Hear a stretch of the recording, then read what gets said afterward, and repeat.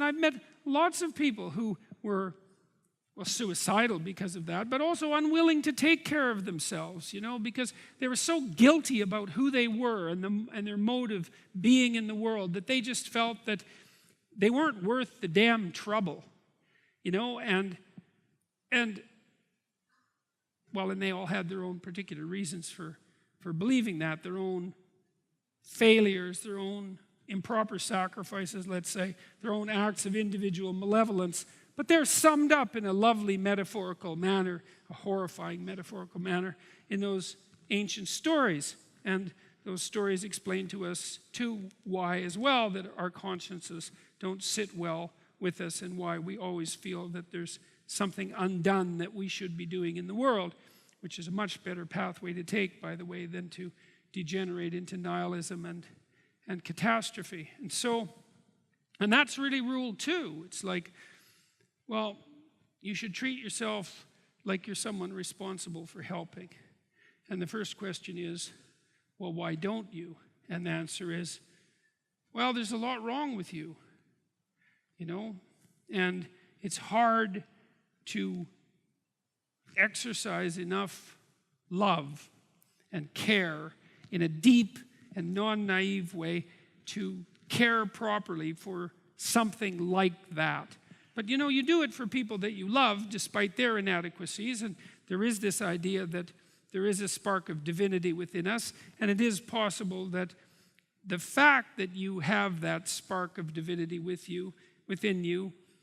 also means that you have the capability to withstand that terrible vulnerability. That's what I was trying to get at in chapter 1, which was to stand up straight with your shoulders back, that you could actually voluntarily accept the onslaught of the tragedy of being, and that you can constrain the proclivity for malevolence that's part of you and that's part of the world. And in that you can discover your own value, your own intrinsic value, and your own nobility. And all of that might be more powerful than the forces of vulnerability and malevolence themselves, which I also happen to believe. And I think that that is in some sense the fundamental hallmark of faith. And so chapter 2, and to some degree chapter 3, which is to surround yourself with people who want the best for you, it's an encouragement